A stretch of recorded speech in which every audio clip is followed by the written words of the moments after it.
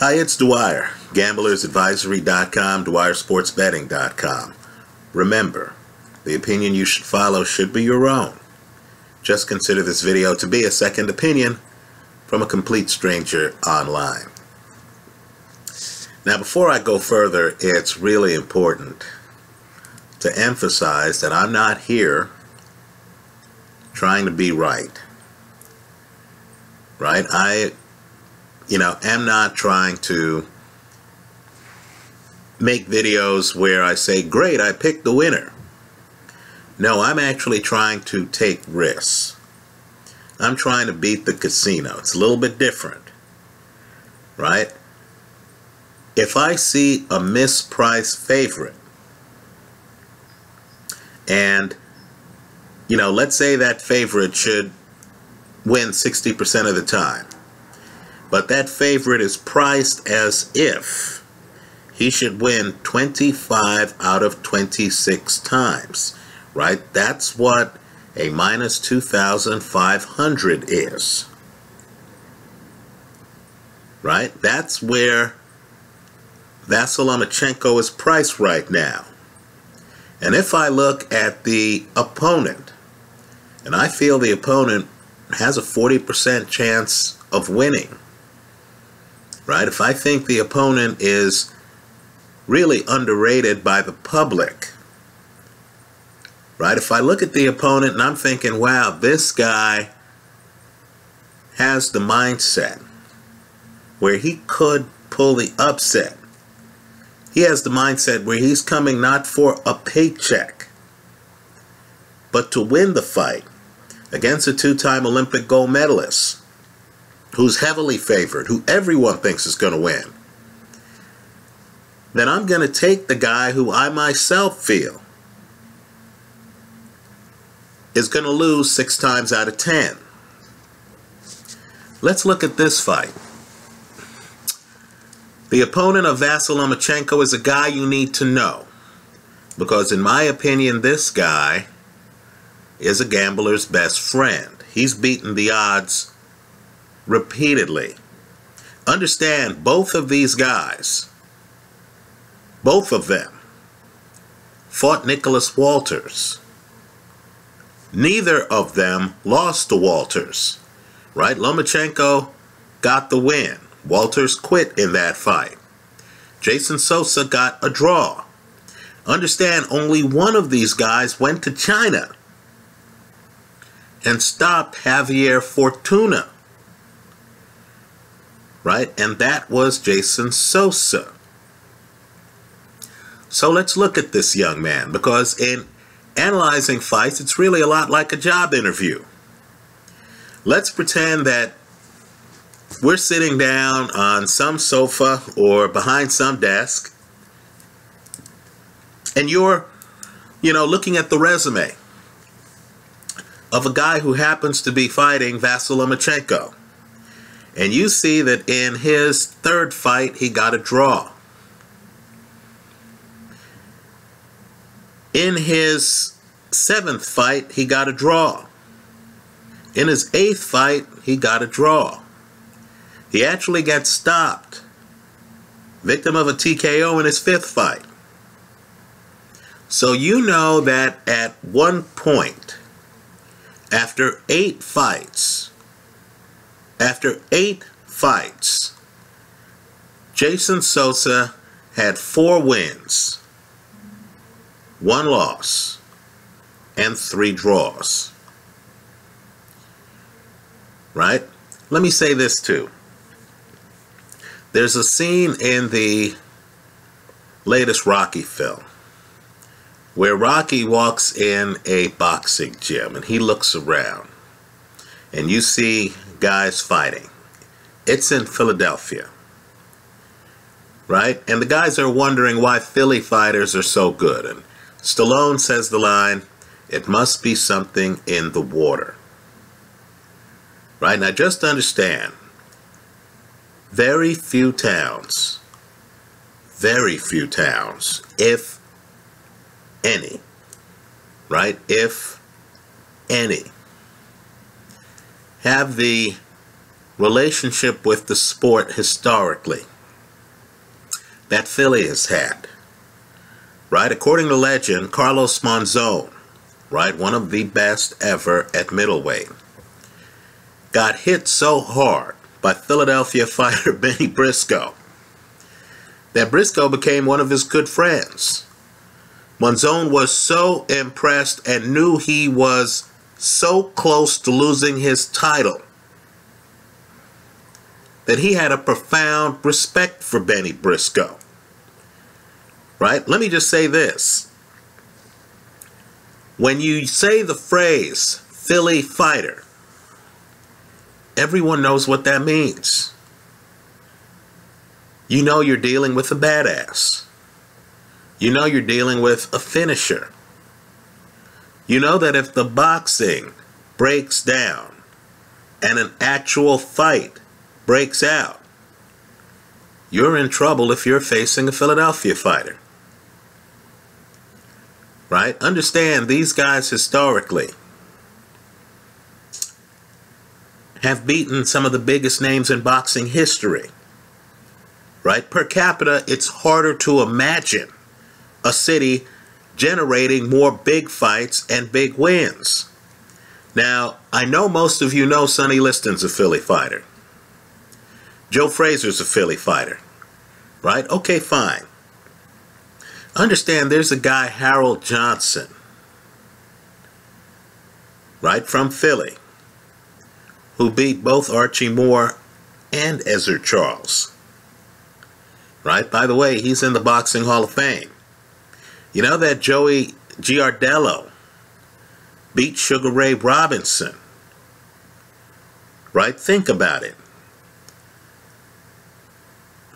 This is a town, I mean, right now, guys like Danny Garcia are from Philly. Right? Bernard Hopkins is from Philly. Understand the mindset when you're from the Philly area.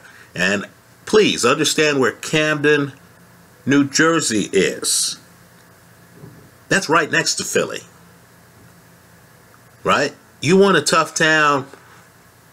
I'm telling you, Camden, New Jersey is a tough town. Right? Jason Sosa came up in that area. Right? I'm just telling you, just like if you go to Memphis and you're talking about the blues, and everyone in the room is going to look at you and they're going to think, what does this guy from out of town know about the blues? That's the same way it is in Philly when it comes to boxing. Understand, maybe the rest of the world is into Vasyl Lomachenko, right? I'm just telling you that that's not the way Jason Sosa sees it. He knows he's been in some tough gyms. He's fought at the Blue Horizon in Philly. Right? This is like trying to tell a New York MC about hip-hop. Right?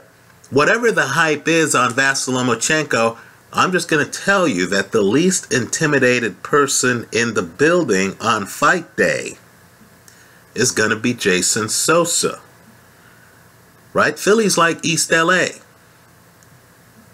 Right? Guys who make it out of East LA gyms, I'm just telling you that if you tell them that the guy they're facing is some big bad monster, the guy's attitude is going to be, all right, he's going to have to show me. So I don't expect Jason Sosa to be the least bit intimidated, because understand, this guy is almost always an underdog. As I said, he's a gambler's best friend. Do you think he was favored against Nicholas Walters? Do you think he was favored against Javier Fortuna? No. No. To this guy, being an underdog is nothing new. Now, let me say this. Understand, this is a guy who, as I said earlier, had 3 draws in his first 8 fights and had been knocked out.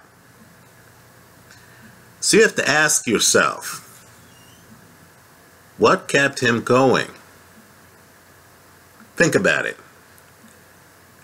What kept him going? The guy's in a rough area, right? Camden, Philly. Folks, if you're a fighter, that's a rough area. You want to get yourself tested? Try boxing in a Philly boxing gym.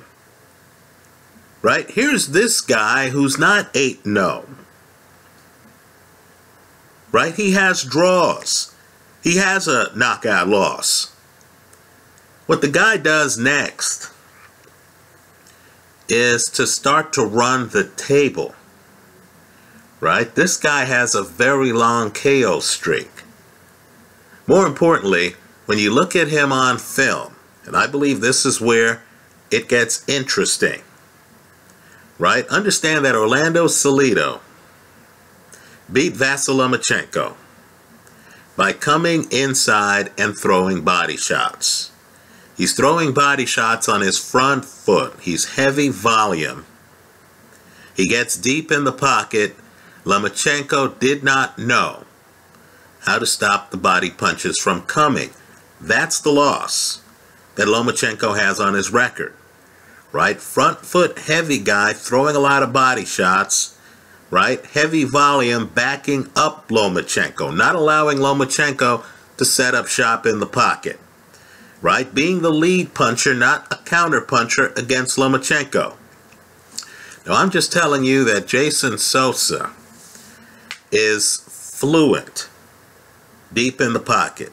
In fact, he's defensively blessed. He's not only able to get deep in the pocket, he's able to move while he's deep in the pocket. And you'll notice he's a guy who wants the bullets to start flying. So when Javier Fortuna in the 11th round tries to shoot bullets back, and I have a video, part of the 11th round is in that video. It's a highlight video on Jason Sosa that's here on YouTube. I just put it in my favorites. You're going to notice that Jason Sosa is hunting down Javier Fortuna. You're going to notice that when Fortuna goes over to the ropes, Sosa comes over there. And he's not waiting on Fortuna. He's throwing punches. Right? Understand, this is a guy who did not run. He did not run from Nicholas Walters, huge puncher. He was comfortable right there, right around the pocket, trading with Walters because he knew what Walters was throwing. He knew about Walters' left hook to the body. He had punches blocked. This guy can feel the punches before they get there, and then can move, have his body in position to block them. The guy also is excellent. His best trait to me is his timing. He's excellent at being around you, keeping you busy, seeing the opening, and then getting off hooks, both hands. Right? When you're defenseless. He couldn't hit Fortuna more flush. Right? He got off several good shots on Nicholas Walters. Now, boxing is an expectation game. Right? This guy didn't come from big money. This guy wasn't an Olympic gold medalist. Right? Rather, this guy is from the school of hard knocks. When I'm looking at his record and when I'm looking at where he fought, I notice his fights are in towns like Philly and Atlantic City. Right? I'm just telling you. Right? This guy has fought in places where you've got to have game to get ahead. Right? Jason Sosa, whether or not he's as well known as Vasyl Lomachenko, has a hell of a lot of game. Understand, this guy loses in his 5th fight, has not lost since. 2 of his draws are to the same guy. Right? His last 3 fights have been Nicholas Walters, Javier Fortuna, and Stephen Smith. Right? Think about it. Those are his last 3 fights. He's fighting the best. The casino is giving you right now 8.5 to 1 odds. You heard me right. 8.5 to 1 odds to take Jason Sosa. In other words, I bet $1. If I win, the casino gives me the $1 back, then gives me 8.5 more dollars. Right? I believe the risk reward is worth it. This is a guy who's already gotten a draw with Nicholas Walters, folks. Think about it. Right? I would say Sosa has a 40% chance of winning this fight. Now, the hedge is going to surprise some people. The hedge is not Lomachenko by KO. No, I'm expecting a competitive fight. Right? You're telling me a guy who, learned the sport in Philly and Camden is going to get stopped by Lomachenko? I'm not seeing that. The hedge I'm recommending is the over. You should expect, in my opinion, this fight to be more competitive than anyone imagines. Just like the Nicholas Walters fight was more competitive, the Javier Fortuna fight was more competitive. Right? Sosa's accustomed to being in this situation. You want mental toughness? He beats Fortuna in China. Right? Guys from big cities with hardcore boxing cultures, right, to me, necessarily have to be mentally tough. Right? There were a lot of boxing prospects in Philly. For this guy to distinguish himself meant that this guy had to get it done in the ring, fight after fight, in fights where he wasn't favored. You're going to try to sell a guy like this on the idea that he should roll over and lose to Vasyl Lomachenko? Worse yet, let's figure out the sport a bit. Right? Sosa, I'm sure, privately feels he should win this fight. Right? Then he's hearing Lomachenko calling out Mikey Garcia. Player, wait a moment. What about me? What about me? Right? So, Jason Sosa, to me, is the value play in this fight. I like Sosa to win. I'm going to hedge the play with the over because I'm not convinced that Vasyl Lomachenko, who's a 25 to 1 favorite, right? Think about it. Danny Jacobs was upset with the odds in the Golovkin fight. They weren't remotely close to this. Right? At 25 to 1, I bet $25. If I win, they give me $1. Those are the Vegas odds right now. Right? I don't see it. I like Jason Sosa to win the fight. I'm going to hedge the play with the over because if Jason Sosa went the distance with Nicholas Walters, if the guy who got KO'd in the Javier Fortuna fight was Fortuna, not Sosa, why should I believe that Jason Sosa, who has not been knocked out since his 5th fight, right, and who's been fighting tough guys in Atlantic City and Philly, right, and Sands Bethlehem Event Center in Pennsylvania, right? Why should I believe that that guy has a chin that's easily dented? I'm expecting this fight to be competitive. I'm taking the underdog because at 8.5 to 1 on a fighter who I think has a 40% chance of winning, I believe I'm getting value. Right? I like the underdog here. If you're hiring a guy for a job and you see a guy like this who's defensively blessed, who's unafraid, who's willing to get deep in the pocket against guys like Walters, big punch, like Fortuna, big punch, right? A guy who won the belt, a guy with 4 draws but only 1 draw after his 8th fight, right? A guy who has come up the hard way who continued fighting when he was 4-1-3. To me, that's the horse to back in a situation like this. This might be the last time we get crazy odds like 8.5 to 1 on Jason Sosa, right? Let's hope Lomachenko focuses on this fight rather than Mikey Garcia. Because if he doesn't, maybe Sosa's the guy who ends up fighting Mikey Garcia. Food for thought. That's how I see it. Let me hear from you. A Philly fighter against a two-time Olympic gold medalist. I'm going with the Philly fighter. I'll hedge the play with the over. That's how I see it. Let me hear from you.